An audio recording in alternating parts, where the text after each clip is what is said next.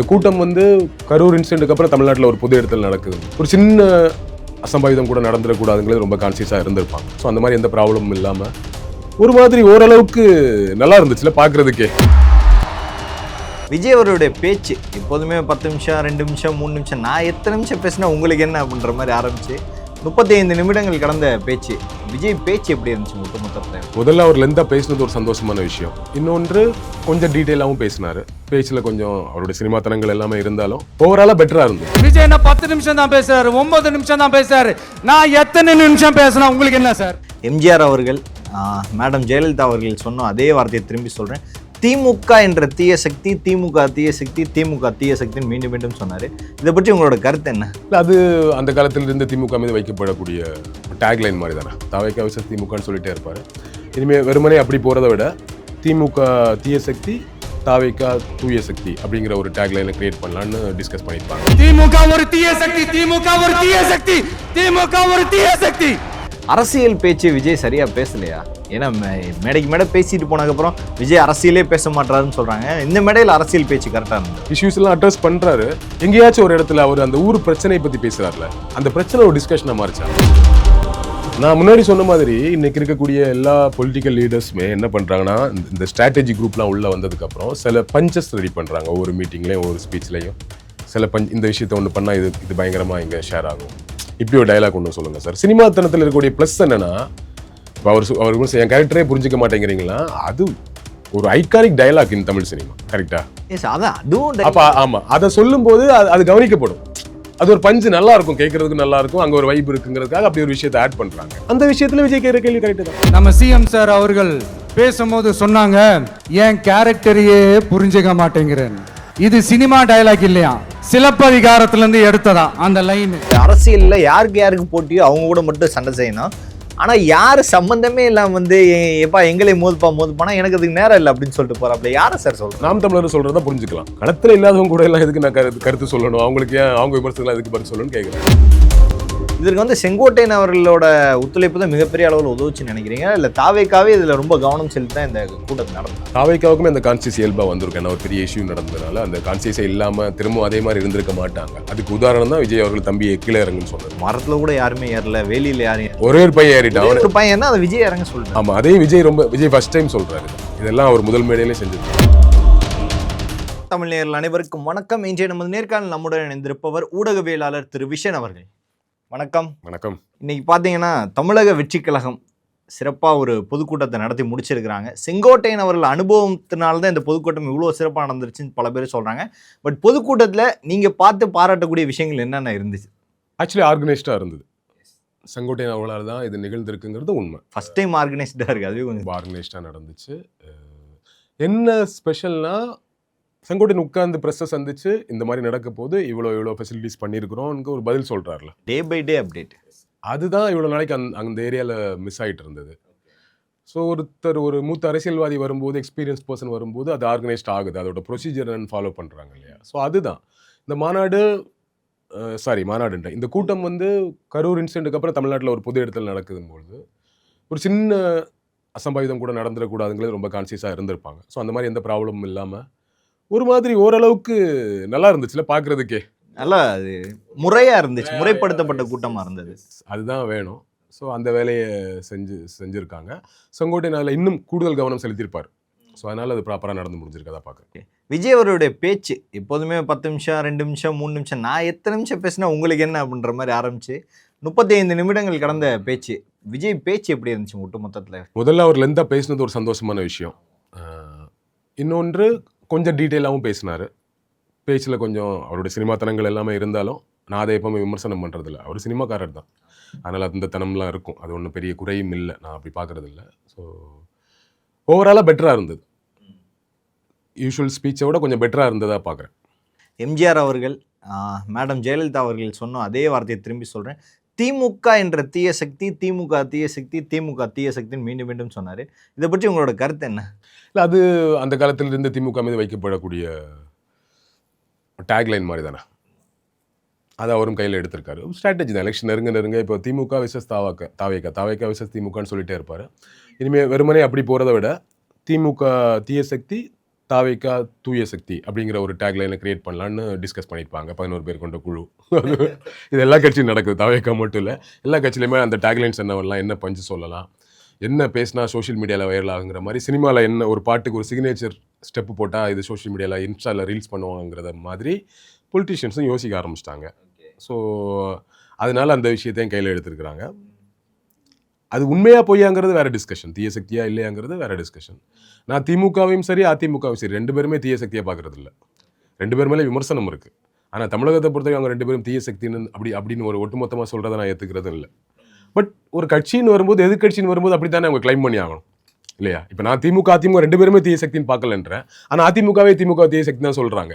So அது ஒரு கட்சியாக இன்னொரு கட்சி மேலே வைக்கக்கூடிய விமர்சனம் ஒன்றும் அது ஒரு பெரிய குற்றம் இல்லை. அது அப்படி தானே கிளைம் பண்ண முடியும். அரசியல் பேச்சு விஜய் சரியா பேசலையா? ஏன்னா மேடைக்கு மேடை பேசிட்டு போனதுக்கப்புறம் விஜய் அரசியலே பேச மாட்டாருன்னு சொல்றாங்க. இந்த மேடையில் அரசியல் பேச்சு கரெக்டாக இருந்ததா? கரெக்டாக இருந்ததுன்னு சொல்ல முடியாது, கொஞ்சம் பெட்டராக இருந்தது. நான் ஆரம்பத்தில் சொன்ன மாதிரி எனக்கு பத்தலைங்கிறது தான் எப்போவுமே. இன்னொன்று ஒவ்வொருத்தரும் இப்போ உங்கள் அனுபவத்தில் உங்களுக்கு 10 இருக்கும், என்னோட அனுபவத்தில் 10 இருக்கும், தம்பியோட அனுபவத்தில் சூப்பர் என் கூட இருக்கும். அது அவங்கவுங்க ஒருத்தர் உள்வாங்கிக்கிற விதத்தை பொறுத்து, அவங்க எப்படி வந்தாங்களோ அதை பொறுத்து இருக்குது. நம்ம நிறைய ஸ்பீச்சஸ்லாம் கேட்டு வந்திருக்கிறோம், நமக்கு 10 தான் இருக்கும் ஆப்வியஸ்லி, இன்னும் இல்லையா? என்ன பேசினாலும் 10. ஏன்னா நம்ம யாரோட ஸ்பீச்லாம் கேட்டுக்கிட்டு வந்திருக்கோன்னு ஒன்று இருக்குல்ல. ஸோ அதனால் விஜய் அவர்கள் வந்து என்ன பேசினாலே 10 தான் இருக்கும். பட் நான் அந்த பேச்சு, அந்த மொழி வளத்தெல்லாம் நான் அதுக்குள்ளே போக விரும்பல. அது ப்ராப்ளமும் கிடையாது, கால சூழலுக்கு எப்போ மாறுறது தான். நான் வந்து எப்போவுமே இஷ்யூஸ் அட்ரஸ் பண்ணும்போது அதை ரொம்ப சீரியஸாக அட்ரஸ் பண்ணணும்னு நினைப்பேன். ஸோ அதுதான் தொடர்ச்சியாக மிஸ் ஆகிறதான் பார்க்குறேன், இந்த நிகழ்ச்சி உட்பட. இஷ்யூஸ்லாம் அட்ரஸ் பண்ணுறாரு, அவரே சொல்கிறாருல, ஒவ்வொரு ஊராக போய்ட்டு அந்த ஊரோட பிரச்சனைலாம் பேசிட்டு இருக்க, என்ன நீங்கள் என்ன இப்படி சொல்கிறீங்கன்னு கேட்குறாருல. எங்கேயாச்சும் ஒரு இடத்துல அவர் அந்த ஊர் பிரச்சனையை பற்றி பேசுகிறாருல, அந்த பிரச்சனை ஒரு டிஸ்கஷனாக மாறிச்சா? இல்லை. விஜய் பேசின டைலாக் வேணால் டிஸ்கஷனாக மாறுமே தவிர, அந்த ஊரோட இஷ்யூஸ் பற்றி பேசும்போது அதில் தப்பாக சொல்லிட்டாருன்னு டிஸ்கஷன் வந்திருக்கு. மாற்றி சொல்லிட்டாரு, தப்பாக சொல்லிட்டாரு, அதெல்லாம் பண்ணிட்டு தான் இருக்கிறோங்கிற மாதிரி தான் வந்திருக்கே தவிர, நாகப்பட்டினத்தில் கூட ஆதாரத்தோடு உண்மையாக ஒரு இஷ்யூ வந்து ஆமாம் ஒரு சீரியஸான இஷ்யூ அட்ரஸ் பண்ணியிருக்காரு. இங்கே ரொம்ப நாளாக இந்த பிரச்சனை இருக்குது, இந்த இஷ்யூ வந்து அது ஒரு விவாதமாக மாறுச்சா, அது ஒரு சொல்யூஷன் நோக்கி நகர்ந்துச்சா? சொல்யூஷன் நோக்கி நகர்றதை விட்டுருங்க, அது ஒரு விவாதமாக மாறுச்சானா இல்லை. ஏன்னா அவர் அட்ரஸ் பண்ணாமல் இல்லை, அவர் அட்ரஸ் பண்ணுறாரு, ஆனால் அதை சீரியஸாக எடுத்து வைக்க மாட்டார். பிரச்சனைகளை வாசிச்சுட்டு போகிறார், எழுதி கொடுக்குறத வாசிக்கிறாரு. அதெல்லாம் எல்லா பொலிட்டிஷியனும் எழுதி கொடுக்குறதா வாசிக்கிறாங்க, இல்லை அவங்களே எழுதி வாசிச்சா கூட எல்லாருமே பார்த்து தான் வாசிக்கிறாங்க. அதெல்லாம் பிரச்சனையே கிடையாது, அதில் எனக்கு விமர்சனமும் கிடையாது. பெரிய பெரிய லீடர்ஸே கலைஞர் உட்பட ஜெயலலிதா உட்பட பார்த்து தான் வாசிப்பாங்க. ஸோ ப்ராப்ளம் கிடையாது. இஷ்யூஸை பேசும்போது த ஃபர்ஸ்ட் இஷ்யூ இதை சொல்லிட்டு அந்த இஷ்யூ பற்றி பேசணும். இவர் இஷ்யூவை வரிசையாக வாசிக்கிட்டே போகிறாரு ஒன்று இருக்குல்ல, அது என்ன ஆகுது, நமக்கு கனெக்ட் ஆக மாட்டேங்குது. இப்போ ஃபார் எக்ஸாம்பிள் இங்கே வந்து பிரச்சனை இருக்குது, இப்படி ஒரு பிரச்சனையை சொல்லிட்டு அந்த பிரச்சனை ஏன் ஆரம்பிச்சது, எதுக்கு ஆரம்பிச்சது, ஏன் அந்த பிரச்சனை தீர்க்கப்படாமலே இருக்குது, ஏன் அதை தீர்க்கணும், தீர்த்தா என்னெல்லாம் நடக்கும் அப்படிங்கிற மாதிரி பேசணும். இஷ்யூ டீட்டெயிலிங் மிஸ் ஆகுது.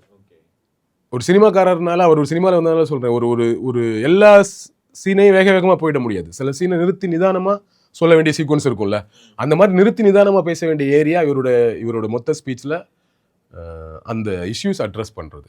பட் கொஞ்சம் ஃபார் பெட்டராக இருந்தது, இந்த வாட்டி கொஞ்சம் டீட்டெயிலாக பேசின மாதிரி இருந்தது, இன்னும் தீவிரமாக வேணும் அப்படிங்கிறது தான் என்னுடைய.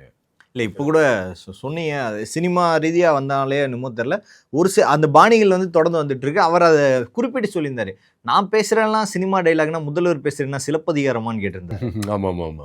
சினிமாத்தனம் அப்படிங்கிறது ஏன் அதை சினிமாத்தனம்னு சொல்கிறோன்னா, யூஸ்வலாக நார்மலாக இப்போ நம்ம பேசிட்டு இருக்கிறத விட நான் டப்புனு இதில் ஒரு பஞ்சாக பேசிட்டேன்னு வச்சுக்கோங்களேன், ஏற்ற இருக்கிறதோட பேசினா அதில் ஒரு சினிமாத்தனம்னு அதை சொல்கிறோம், ஓகேவா?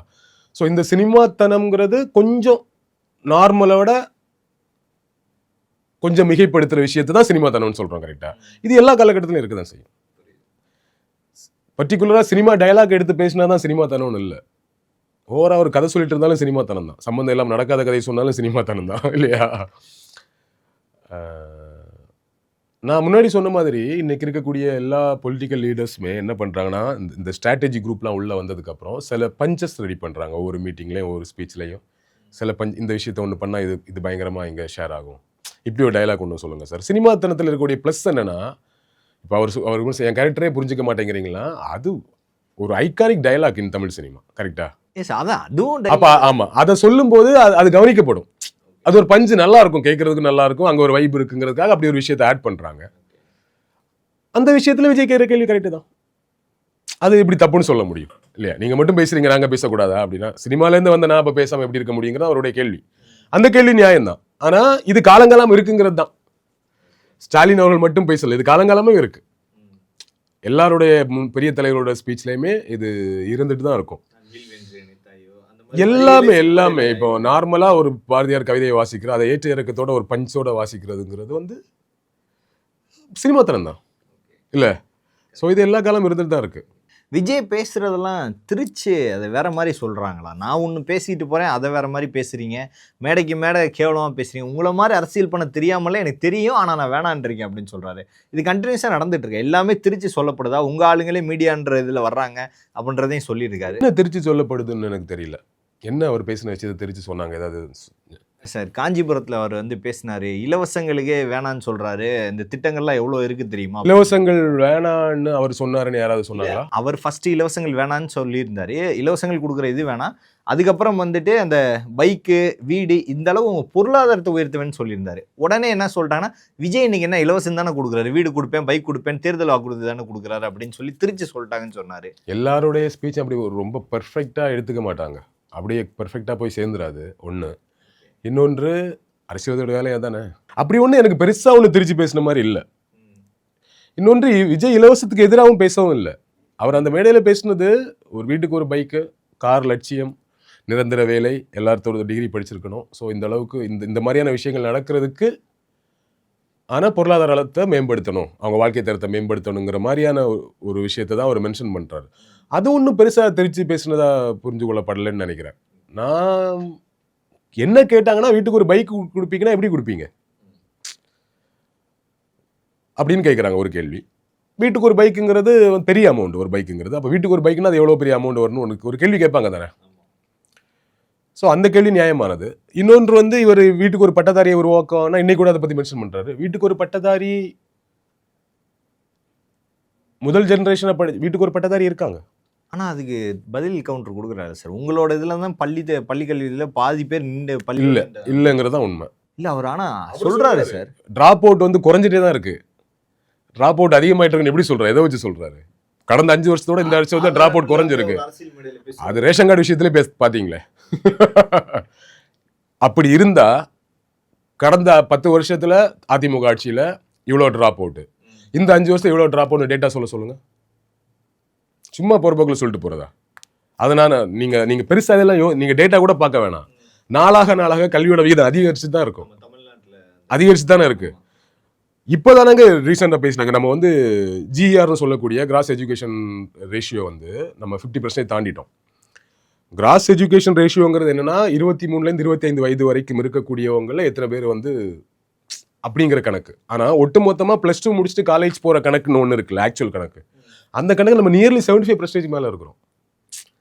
ஓவராலாக 25 வயசு வரைக்கும் கணக்கு பார்த்து தான் நம்ம அந்த ஜிஆர் ஒன்று சொல்கிறோம். அதுலேயே மற்ற மாநிலங்கள்லாம் 5, 10, 15, 20 இருக்காங்க. நம்ம 50 தாண்டிட்டோம். புதிய கல்விக் கொள்கை, தேசிய கல்விக் கொள்கையோட லட்சியமே 50%. நம்ம ஆல்ரெடி கிராஸ்ட் அதை அதிகமாக. அப்போ எப்படி இங்கே ட்ராப் அவுட் அதிகமாக இருக்கும்? ஒன்று. இன்னொன்று, கடந்த நீங்கள் வருஷங்கள் ஆக ட்ராப் அவுட் குறைஞ்சிட்டே இருக்கு. ஒன்று. ஓகேவா? ட்ராப் அவுட் எப்படி அதிகமாகும்? எப்படி அதிகமாச்சு? சும்மா சொல்கிறதா? எப்படி அதிகமாச்சு? எத்தனை % அதிகமாச்சுன்னு சொல்லுங்களேன். அது எப்படி அதிகமாகும்? லாஜிக்காக யோசி. எப்படி அதிகமாகும் ட்ராப் அவுட்டு? நம்ம ட்ராப் அவுட் ஆகிக்கலாம், நம்ம தம்பி படிக்க தானே செய்வான். ட்ராப் அவுட் நடக்கல. அது ஏன்னா கிட்டத்தட்ட 75%ங்கிறது 75% மாணவர்கள் +2 முடிச்சுட்டு காலேஜ் போகிறாங்க. அதுக்கப்புறம் காலேஜ் டிஸ்கண்டினியூ நடக்குது, ப்ராப்ளங்கள் நடக்கும்போது அதனால அது ஒரு 52ல் வந்து நிற்குதுங்கிறது அதுக்கப்புறம் உள்ளது. ஆனால் +2க்குள்ளே பெருசாக ட்ராப் அவுட் ஆகுது ரொம்ப குறைஞ்சிருக்கு, கூட்டிகிட்டே +2 முடிக்கிறவங்களோட விகிதம் அதிகமாகிட்டே இருக்குங்கிறது தான் உண்மை. அது அவர் விவரமாக அதை சொல்லலை. ட்ராப் அவுட் எப்படி குறைஞ்சிருக்கு அப்படி சொல்லிட்டு போகிறார் போகிற போக்கில். அது ஒன்று. ஓகேவா? ஸோ அப்போது டிகிரி இல்லாத வீடு யார் இருக்குன்னா ஃபர்ஸ்ட் ஜென்ரேஷனாக படிக்கிற குழந்தைங்க இருக்குல்ல. இப்போ எங்கள் அம்மா அப்பா படிக்கும்போது, எங்கள் அம்மா அப்பா படிக்கல, நான் முதல் முறையாக படித்தேன்ல, ஸ்கூல் படிச்சுட்டு இருக்கும்போது எங்கள் வீட்டில் டிகிரி ஹோல்டர்ஸ் இல்லை. ஆனால் இப்போ எங்கள் வீட்டில் 3 பேர் இருக்கும். ஓகேவா? ஆனால் நான் என்ன ஸ்டேஜில் இருந்தேனோ அதே ஸ்டேஜ் இன்னைக்கு இருக்க குடும்பமும் இருக்குது. முதல் ஜென்ரேஷனாக படிக்கிற குழந்தைங்க, ஸ்கூல் படிக்கிற குழந்தைங்க, அவங்க அம்மா அப்பா படிக்காம இன்னைக்கு அது இருக்குது. ஓகேவா? அங்கே தான் டிகிரி ஹோல்டர்ஸ் இல்லாமல் இருப்பாங்களே தாண்டி, அதுக்கு முன்னாடி இப்போ நம்ம ஜென்ரேஷன் எல்லாருமே டிகிரி முடிச்சுட்டு வந்தானே. ஸோ வீட்டுக்கு ஒரு பட்டதாரிங்கிறது ஆல்ரெடி செய்யப்பட்டு கொண்டே இருக்கிறது. 20 வருஷத்துக்கு முன்னாடி இந்த ரெக்கார்டு இல்லை. 20 வருஷத்துக்கு முன்னாடி இருந்ததோட இன்னைக்கு பட்டதாரிகள் அதிகமாக உருவாயிருக்காங்கிறதானே உண்மை. அப்போ அதை அவங்க கேட்க தானே செய்வாங்க. என்னங்க ஆல்ரெடி வீட்டுக்கு ஒரு பட்டதாரி உருவாக்கி தாங்க வச்சிருக்கிறோம். வீட்டுக்கு ஒரு பட்டதாரி இருந்துச்சுன்னா வேலை வாய்ப்பு இருக்குங்கிறது அர்த்தம். கிட்டத்தட்ட 75% பட்டதாரி இருக்காங்கன்னா அதில் ஒரு 45 to 50% வேலை வாய்ப்போட இருப்பாங்க. ஒரு 25% அங்கே வேலை, எல்லா இடத்துலையுமே ஒரு 25% பிரச்சனை இருக்கும். அது இருந்துகிட்டே தான் இருக்கும். அது வந்து அந்த 25% இன்க்ரீஸ் ஆகி இன்னைக்கு 75% வரைக்கும் வந்திருக்கோம்னா அதுக்கே நமக்கு ஒரு 50-60 வருடம் தேவைப்பட்டிருக்கு இல்லையா, தமிழகத்தில் மட்டுமே. அப்போ அது போதுமானா போதாது, இன்னும் ஃபாஸ்ட்டாக வாங்க அப்படிங்கிறது தான். அப்போ விஜய் வந்து செய்ய வேண்டிய இன்னும் ஃபாஸ்ட்டாகிற வேலை தான். ஸோ இப்போ விஜய் வந்து வீட்டுக்கு ஒரு பட்டதாரி உருவாக்கணும்னா அவர் நான் என்ன புரிஞ்சுக்கிறேன்னா அதே நான் குறை சொல்ல. என்ன புரிஞ்சுக்கிறேன்னா இன்னும் 25% இருக்குல்ல காலேஜ் போகாதவங்க, அவங்கள கான்சென்ட்ரேட் பண்ணுறதா நான் புரிஞ்சுக்கிறேன். ஆனால் 75% பட்டதாரி உருவாக்கி இருக்கோங்கிற ஒரு கிளைமா அவங்க சொல்லுவாங்க தானே. திமுக இருந்தாலும் அதிமுக வந்து அவங்க சொல்லுவாங்க தானே. அதை எப்படி நம்ம வந்து அதை விமர்சனம் எப்படி கேட்டுட்டு இருக்க முடியும்? அவர் வந்து நான் வீட்டுக்கு ஒரு பட்டதாரி உருவாக்குன்னு சொல்லிட்டு போயிட்டா வீட்டுக்கு ஒரு பட்டதாரி இல்லைன்னு அர்த்தம். அப்போ அவங்க இல்லை வீட்டுக்கு ஒரு பட்டதாரி உருவாக்கி இருக்கோன்னு அவங்க சொல்ல தான் செய்வாங்க. ஸோ இதை ஒன்றும் மறுக்கவும், அவர் சொல்றதை நம்ம வந்து முழுமையாக தவிர்க்கவும் முடியாது, இவங்க சொல்றதை நம்ம வந்து தவிர்க்க முடியாது. ரெண்டு தரப்புலையும் உண்மை இருக்கு ஓரளவுக்குங்கிறது. தேர்தல் பிரச்சாரங்கள்லையும் நான் வந்து எந்த கட்சி இது இப்போ அரசியலில் யாருக்கு போட்டியோ அவங்க கூட மட்டும் சண்டை செய்யணும். ஆனால் யார் சம்மந்தமே இல்லாமல் வந்து எப்பா எங்களை மோதுப்பானா எனக்கு அதுக்கு நேரம் இல்லை அப்படின்னு சொல்லிட்டு போறாப்ல. யாரை சார் சொல்றோம்? நாம் தமிழர் சொல்றதா புரிஞ்சுக்கலாம். நாம் தமிழர் தான். ஆமா, அவங்க தானே விஜயை வந்து அதிகமாக அதிமுக தாண்டி வெளியேந்து விமர்சனம் பண்ற கட்சி நாம் தமிழர் கட்சி தான். மற்றபடி வேற கட்சிகள் எதுவும் அதை பெருசா அப்படி பண்றது இல்லை. அங்கங்கே கேட்கும்போது பேசுறாங்க. பட் ரெகுலரா ஒரு வேலையை தொடர்ந்து விஜய் விமர்சனம் செஞ்சுட்டு இருக்கக்கூடியது நாம் தமிழர் கட்சி தான் சொல்லும்போது அவங்கள சொல்றதா தான். இல்லாதவங்க கூட எதுக்கு நான் சண்டை போடணும்னு கேட்குறேன். களத்துல இல்லாதவங்க கூட எல்லாம் எதுக்கு நான் கருத்து சொல்லணும், அவங்களுக்கு ஏன் அவங்க விமர்சனம் எதுக்கு பதில் சொல்லணும்னு கேட்கிறாரு. அவர் எப்பவுமே அதிமுகவையே அங்கிருந்து நகர்த்தி திமுக விசஸ் தாவைக்கான ஒரு அஜெண்டாவை கிரியேட் பண்ணிட்டு இருக்கிறதுக்காக வேலை செஞ்சுட்டு இருக்காரு. அப்படி இருக்கும்போது அவர் எப்படி நாம் தமிழர் எல்லாம் அவர் கண்டுக்க முடியும்? 8% வாக்கு 30 லட்சத்துக்கு மேலான பேர் ஓட்டு போட்டா அவங்க களத்துல இல்லைன்னு எப்படி அவர் சொல்லலாம்? அவர் சொல்றாரு. ஓகேவா, களத்துல இல்லைன்னா களத்துல எல்லாரும் இருப்பாங்க. நீங்களும் களத்துல இருப்பீங்க, நானும் களத்துல இருப்பேன். போட்டி யாருங்கிறதானே, டாப் 2 யாருங்கிறதானே, அல்ல டாப் 3 யாருங்கிறதானே விஷயம். சொல்லும்போது இவர் நான் 3வது கட்சின்னு சீமான் கிளைம் பண்றாரு, இல்லை நாங்கள் தான் 3வது கட்சின்னு பிஜேபி கிளைம் பண்ணுறாங்க. ஆனால் கூட்டணியில் போயிருந்தால் அந்த கிளைம் பண்ண முடியாது, தனியாக இருந்து தான் கிளைம் பண்ண முடியும். இப்போ கூட்டணியில் போயிடும் இந்த எலெக்ஷன் பொறுத்து அவங்க கிளைம் பண்ண முடியாது. இப்போ 3வது கட்சியை யார் கிளைம் பண்ண முடியும்னா நாம் தமிழர் கட்சி கிளைம் பண்ண முடியும். ஆனால் அந்த இடத்த நம்மளே இயல்பா தூக்கி விஜய் கிட்ட கொடுத்துட்டோம். எதுவுமே தெரியாம டக்குன்னு எலெக்ஷனை ஃபேஸ் பண்ணாமல் நம்ம அதை விஜய் கிட்ட தூக்கி கொடுத்துட்டோம். விஜய் வந்து ஃபர்ஸ்ட் தாவேக்கா விசஸ் திமுகன்னு மென்ஷன் பண்ணுறாரு. நம்ம தான் முதலமைச்சர் ஆகும் அப்படின்னு கிளைம் பண்ணுறாரு. போட்டியே தாவேக்கா விசஸ் திமுகன்றாரு. அப்போ அவர் களத்தில் இருக்காங்க, அதில் மாற்றுக்கிறது கிடையாது. ஆனால் இந்த போட்டியில் இருக்காங்களா அப்படிங்கிற ஒரு விஷயத்தை அவர் கேட்குறாரு. ஏன்னா சொல்லும் போதே மக்கள்கிட்ட வந்து தெளிவாக அதை திரும்பி சொல்லிட்டே இருக்காரு. நம்மளோட அரசியல் எதிரி திமுக, கொள்கை எதிரி பாஜக. அரசியல் எதிரி கொள்கை எதிரியும் ஒரே மாதிரி இருக்குன்னு அவசியம் இல்லை, வேற இருக்கலாமா? அதில் பெரிய முரண் இருக்கு. கொள்கை எதிரி தான் அரசியல் எதிரியாக. ஆமாம், அப்படிதான் இருக்க முடியும். அரசியல் எதிரி தான் கொள்கை எதிரியாக இருக்க முடியும். ஓகேவா, இப்போ தமிழகத்தில் ஒரு எதிரியை இப்போ தமிழகத்தில் அவருக்கு இங்கே தான் ஒரு முதலமைச்சர் ஆகணும் போது இங்கே ஒரு எதிரியை அறிவிக்கணும்ல. அப்போ அவங்களை என்ன எதிரியாக சொல்லும்போது கள எதிரியாக சொல்கிறார். களத்தில் அவங்க தான் நமக்கு எதிரி, கொள்கை எதிரின்னு சொல்ல முடியல. புதுச்சேரிலையும் போயிட்டு திமுக தான் கள எதிரி. ஆமாம், முரண்கள் இருக்கு. பட் அது பழைய டாபிக் தான். அரசியல் எதிரி கொள்கை எதிரி எப்படிங்க வேற இருக்க முடியுங்கிறது பழைய டாபிக் தான். பட் அவர் அப்படி ஒன்றா கிரியேட் பண்ணுறாரு. கள எதிரிங்கிறது அரசியல் எதிரி மீன் பண்ணுறதை புரிஞ்சுக்கலாம். கரூருக்கு அப்புறம் நடக்கிற பொதுக்கூட்டம் இது வந்து பெரிய அளவில் பிளான் பண்ணி கரெக்டாக முறையாக நடந்தது. இதற்கு வந்து செங்கோட்டையன் அவர்களோட ஒத்துழைப்பு தான் மிகப்பெரிய அளவில் உதவுச்சுன்னு நினைக்கிறீங்க, இல்லை தாவேக்காவே இதில் ரொம்ப கவனம் செலுத்தி தான் இந்த கூட்டத்தை நடத்தினாங்க? தாவேக்காவுக்குமே அந்த கான்சியஸ் இயல்பாக வந்திருக்கு. ஏன்னா ஒரு பெரிய இஷ்யூ நடந்ததுனால அந்த கான்சியஸே இல்லாமல் திரும்ப அதே மாதிரி இருந்திருக்க மாட்டாங்க. அதுக்கு உதாரணம் தான் விஜய் அவர்கள் தம்பியை கீழே இறங்குன்னு சொன்னது. மரத்தில் கூட யாருமே ஏறல, வேலியில் யாரும் ஒரே ஒரு பையன் ஏறிட்டான். ஒரு பையன் என்ன அதை விஜய் இறங்க சொல்லிட்டு. ஆமாம், அதையும் விஜய் ஃபர்ஸ்ட் டைம் சொல்கிறாரு. இதெல்லாம் அவர் முதல் மேடையிலே செஞ்சிருக்கணும். கரெக்ட் தான், இந்த மேடையில் தான் அவர் ஃபர்ஸ்ட் டைம் இறங்க சொல்லி. இஷ்யூ நடந்ததுக்கு அப்புறம் தான் அவருக்கு அந்த கான்சியஸ் வந்திருக்கு. ஸோ இதை அவர் ஃபர்ஸ்ட் மேடையிலே சொல்லியிருக்காரு. அதை பற்றி புரிஞ்சிக்கல, ஏன்னா எக்ஸ்பீரியன்ஸ் இல்லை. ஏன்னா சினிமா நடிகர்கள் அவர்கள் தங்களை பார்க்குற கட் அவுட்டில் ஏறி பாலாபிஷேகம் பண்ணுறவங்களா பார்த்து வளர்ந்தவங்க. அப்போ நம்மளை பார்க்க இதெல்லாம் ஏறது அவங்களுக்கு பெரிய சகஜமாக இருந்திருக்கும். ஆனால் ஒரு இஷ்யூ ஒன்று நடந்துக்கும்போது ஓஹோ நம்ம மிஸ் பண்ணிட்டோம் இந்த ஏரியாவை, விஜய் புரிஞ்சுக்கிறாருன்னு நான் அப்படி தான் புரிஞ்சுக்கிறேன். ஸோ அதனால தான் அதை சொல்கிறாரு. ஸோ இயல்பாகவே அந்த கான்சியஸ் வந்து தாவேக்காவுக்கும் இருந்திருக்கும். ஸோ ஆர்கனைஸாக நடத்தின கிரெடிட்டை வந்து நம்ம செங்கோட்டையன் அவர்களுக்கு கொடுக்கணும். பட் நான் க்ரௌடுக்குமே ஒரு கான்சியஸ் வந்திருக்குதான் புரிஞ்சுக்கிறேன். க்ரௌடுக்குமே இது தொடர்ந்து நடந்தால் விஜய் அவர்களுக்கு தான் கெட்ட பேர். நான் போன ஒரு வீடியோவில் கூட பேசியிருந்தேன். அந்த க்ரௌடுக்கு வராத வரையில என்ன பேசினா வேலைக்கு ஆகாது. இப்போ விஜய் இறங்க சொல்கிறாரு, அட போங்க சார் இறங்க மாட்டேன்னு மேலே உட்காந்து என்ன பண்ண முடியும் இல்லையா? அப்போ க்ரௌடுக்கு அந்த புரிதல் வரணும். ஒரே ஒரு பையன் தானே ஏறணும். ஒருத்தர் இறந்து வேகமாக வழக்கமாக 10 பேர் பின்னாடி ஏறுவான்ல, அது நிகழல பார்த்தீங்களா இன்னைக்கு? ஸோ க்ரௌடுக்குமே ஒரு கான்சியஸ் வந்திருக்கு. ஏன்னா இது ஒரு பெரிய குற்றச்சாட்டாக நமக்கு மேலே மாறிடுச்சு. அது குற்றச்சாட்டு உண்மையும் கூட தான். ஸோ அதனால நம்ம கொஞ்சம் கவனமாக இருக்கணும். தேவையில்லாத கெட்ட பேரை கட்சிக்கும் தலைவருக்கும் நம்மளே ஏற்படுத்தி கொடுக்கக்கூடாதுங்கிற ஒரு கான்சியஸ் 100% க்ரௌடுங்க வந்துடாது.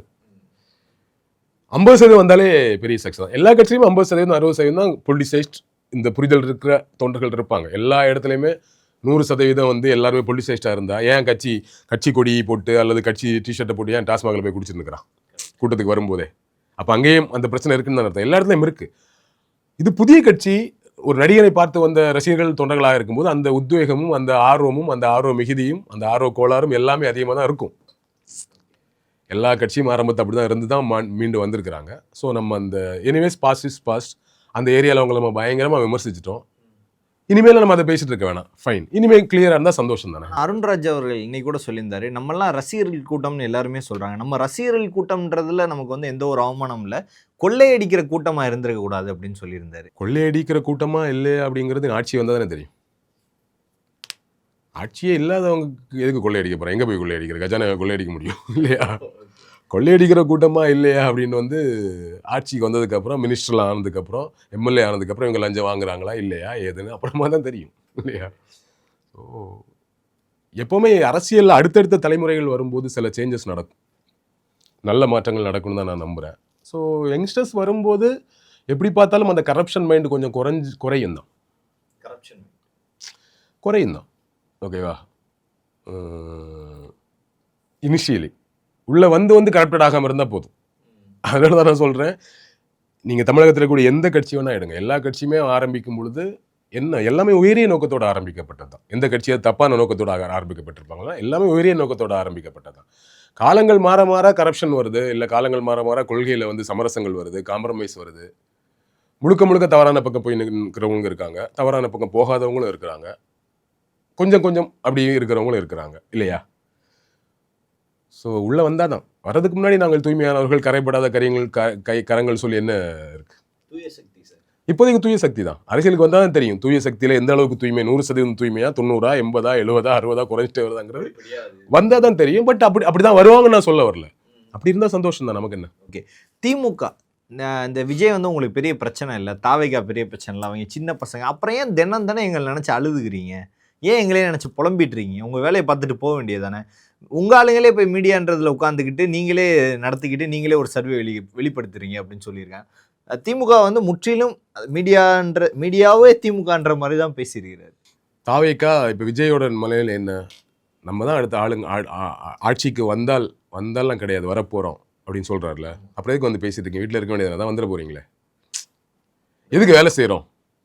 வர்றோம், நம்ம பேசணும், நம்ம கொள்கைகளை சொல்லணும், பேசணும், ஆளுங்கட்சி விமர்சிக்கணும்ல. சரி, நீங்கள் தான் எதுக்கு ஆளுங்கட்சி நீங்கள் விமர்சிக்கிறீங்க? நீங்கள் தான் வரப்போறீங்களே, அப்புறம் அமைதியாக வந்து மக்களை பார்த்து ஹாய் ஹலோன்னு சொல்லிட்டு போயிட வேண்டியதானே. எதுக்கு ஆளுங்கட்சி விமர்சிக்கிறீங்க? அவங்க செய்த தவறு, இதெல்லாம் தவறு, அவங்க விமர்சிக்கணும். ஸோ அவங்க வேணா என்ன கொண்டு வாங்கன்னு சொல்கிறீங்கல்ல. அப்போ அவங்க என்ன சொல்லுவாங்க? ஏங்க இவங்கெல்லாம் என்னங்க பண்ணுவாங்க? இன்னைக்கு தான் வந்திருக்காங்க, இவங்களெல்லாம் நம்ம நீங்கள் ஓட்டு போடலாமா? இவங்களுக்கெல்லாம் என்ன ப்ரூவ் பண்ணாங்க? என்ன தெரியும் இவங்களுக்கு? என்ன கொள்கை வச்சிருக்காருன்னு அவங்களும் சொல்லுவாங்க. அது எப்படி இவங்களை வந்து அட்ரஸ் பண்ணாமலே அவங்க போக முடியும்? நீங்கள் அவங்கள அட்ரஸ் பண்ணுறீங்க, அது மாதிரி தான் அவங்க உங்களை அட்ரஸ் பண்ணுவாங்க. புதுசாக எந்த கட்சி வந்தாலும் விமர்சனம் பண்ண வேண்டியது பண்ணுவாங்க தான். அதுலேயும் நீங்கள் ஒரு நடிகர், எல்லாருக்கும் தெரியப்பட்ட நடிகர், நீங்கள் பேசக்கூடிய விமர்சனங்கள் எல்லாருக்கிட்டே போய் சேருது அப்படிங்கும்போது அவங்க எவ்வளோ நாளைக்கு உங்களுக்கு பதில் சொல்லாமல் இருக்க முடியும்? முதலமைச்சராக போறீங்க நீங்கள், அப்போ நீங்கள் எதுக்கு அவங்களை விமர்சிக்கிறீங்களோ அது மாதிரி தான் அவங்க தொடர்ந்து அவங்களும் அடுத்த முதலமைச்சர் ஆகணும்ல. அப்போ தன் மீது வரக்கூடிய விமர்சனத்துக்கு எதிரான கருத்தை அவங்க வச்சு தானே ஆகணும். இது இயல்பு தானே. ஸோ அது அப்படி தான் நான் புரிஞ்சுக்கிறேன். இவங்க விமர்சனம் பண்ணால் அவங்க பதில் விமர்சனம் சொல்லுவாங்க. விமர்சனம் பண்ணலைனாலும் ஒரு பக்கம் வளர்ந்துட்டு வராங்கனாலும் விமர்சனம் பண்ண தானே செய்வாங்க. அதுதானே அரசியல் கட்சி. இது போட்டி தானே. இந்த போட்டியில் எப்படி நான் உங்களை கண்டுக்காமலே இருக்க முடியும்? அப்போ அவங்க வந்து இப்போ நீங்கள் அவர்கள் மேலே ஊழல் குற்றச்சாட்டை வைப்பீங்க, மணல் திருட்டு சொல்கிறீங்க, என்னென்னவோ சொல்கிறீங்க, சொன்னீங்களே செஞ்சீங்களாலாம் கேட்குறீங்க. நான் சொன்ன மாதிரி நீங்கள் இன்னும் ஆட்சிக்கே வரல. நீங்கள் ஆட்சிக்கு வந்து நீங்கள் 4 ஊழலை செஞ்சீங்கன்னா அவங்கள உங்கள் மேலே அந்த குற்றச்சாட்டை வைப்பாங்க. நீங்கள் வராவே இல்லாத போது அந்த குற்றச்சாட்டை உங்கள் மேலே வைக்க முடியாது. அப்போ அவங்க உங்கள் மேலே என்ன குற்றச்சாட்டு செய்வாங்க? உங்களுக்கு கொள்கை தெளிவில்லை, பேச மாட்டுறாரு, என்ன பேசுகிறாரு, ஒரு இஷ்யூ அட்ரஸ் பண்ண மாட்டாரு, எல்லாமே ஃபேக்சுவல் எரராக இருக்குது, வெளியே வர மாட்டாரு, களத்துக்கு வர மாட்டுறாரு, அந்த விமர்சனம் தான் வைப்பாங்க. இப்போ நீங்கள் அவங்க மேலே வைக்கக்கூடிய விமர்சனம் எப்படி சில விஷயங்கள் விமர்சனம் இல்லாததை விமர்சனமாக வைக்கிறீங்களோ அது மாதிரி அவங்க உங்கள் மேலே வைக்கிறதே சில விஷயங்கள் இல்லாத விஷயமாவும் இருக்கும். இல்லை, நீங்கள் வைக்கக்கூடிய 100% திமுக மேலே வைக்கக்கூடிய 100% உண்மையை ஒத்துக்கிட முடியுமா? இல்லைல்ல. அது மாதிரி அவங்க வைக்கக்கூடிய 100% உண்மையை ஒத்துக்க வேணாம். அங்கேயும் கொஞ்சம் குறைவு இருக்கும். அங்கேயும் 25% நம்ம சொன்ன கணக்குப்படி குறைச்சிக்கலாம். திமுக இளைஞரணியை மென்ஷன் பண்ணி அந்த மாநாட்டில் மென்ஷன் பண்ணி பேசியிருந்தாரு. அதை மேலோட்டமா என்ன அப்படின்னா, உங்க அப்பாவும் நீங்கள் தான் இளைஞர், மற்ற யாரும் அந்த மேடையில் இளைஞர்களே இல்லை அப்படின்னு சொல்லியிருந்தாரு. ஒரு நியாயமான விமர்சனம் தான். இளைஞரணி மாநாடு இளைஞரணிக்கான கூட்டத்தில் இளைஞர்கள் மேலே இருக்கணும் அப்படின்னா, நீங்கள் லாஜிக்கலாக யோசிச்சு பார்த்தா மேடைகளில் இப்போ இளைஞரணியில் பொறுப்பாக இருக்கிறவங்கள வச்சுருப்பாங்க. அதை தாண்டி மேடைகளில் உட்கார வைக்கக்கூடியவங்க பெரும்பாலும் அமைச்சர் பெருமக்கள், மோஸ்ட் சீனியர்ஸ் தான் வைப்பாங்க. அமைச்சர் பெருமக்கள் எல்லாரும் கொஞ்சம் வயசானவங்க தானே. இப்போ அன்பில் மகேஷ், பிடிஆர் மாதிரியானவங்க தான் ஓரளவுக்கு, உதயநிதி உட்பட தான் இளமையானவங்க இருக்காங்க. ஸோ மற்றபடி சீனியர்ஸ் லீடர்ஸை வைப்பாங்க. அதை நான் எப்படி புரிஞ்சுக்கிறேன்னா, அவங்க எல்லாரும் இளைஞர்கள் வந்தவங்க தான்.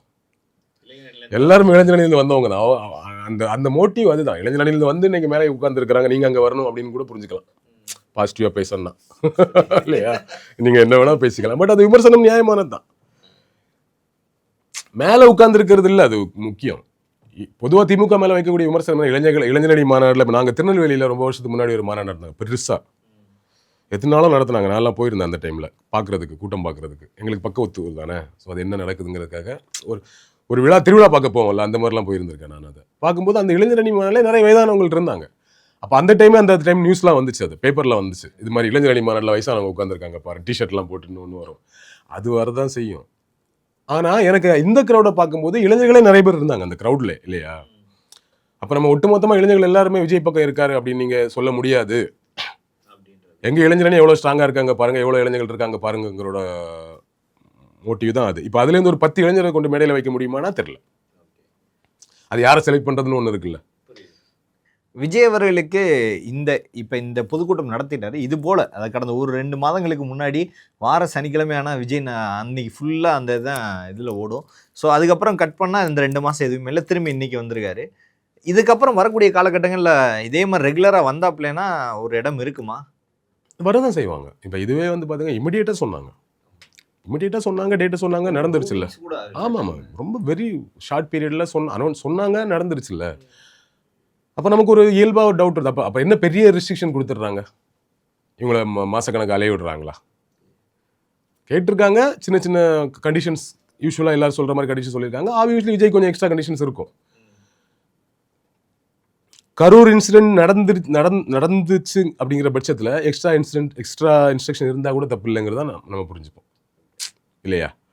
ஸோ அதனால் எனிவேஸ் அனுமதி கிடச்சிருது. கண்டிஷன்ஸ் முன்ன பின்ன இருக்கலாம், அனுமதி கிடச்சிருது. ஸோ உங்களை கூட்டம் நடத்தவே விடாமல் பிளான் பண்ணலைங்கிறது நமக்கு தெளிவாகுது இல்லை? ஸோ அடுத்தடுத்து நடக்கும் தான். நடந்தால் தானே இன்னும் நாள் இல்லை, 3-4 மாதம் தானே இருக்குது. பல்வேறு அரசியல் கேள்விகளுக்கு பதில் தமைக்காக மிக்க நன்றி. வணக்கம்.